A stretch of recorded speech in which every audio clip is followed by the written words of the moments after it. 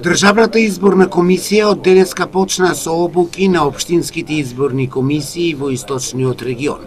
Сашо Срцев, член на ДИК по денешната обука на општинските изборни комисии од Штипскиот регион, истакна дека членовите и нивните заменици ги запознаваат со новините кои ги имаат при спроведувањето на локалните избори.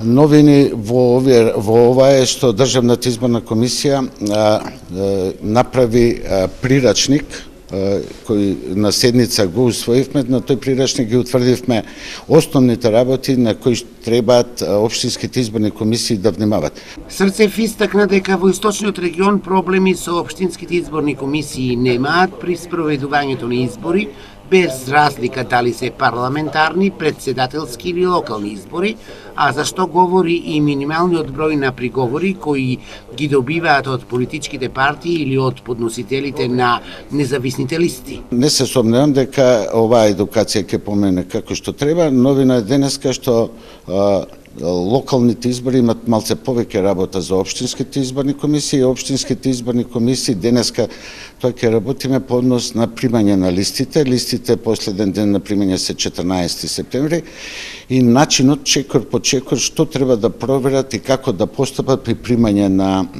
листите. Тоа ќе биде основната, а вториот дел ќе биде за денот на избори, новините, упатствата и така. Срцев додава дека комуникацијата меѓу ДИК и општинските изборни комисии е одлична, а веќе е извршен изборот на нови членови и нивни заменици на избирачките одбори, бидејќи на претходните им помина 4 годишниот мандат.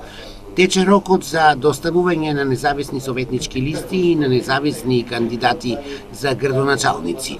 Во источниот регион, само во Кочани е доставена една независна советничка листа, за разлика од западниот дел на Македонија, каде што бројката на овие листи е поголема, каков што е примерот во Македонски Брод, каде што се доставени 9 независни советнички листи.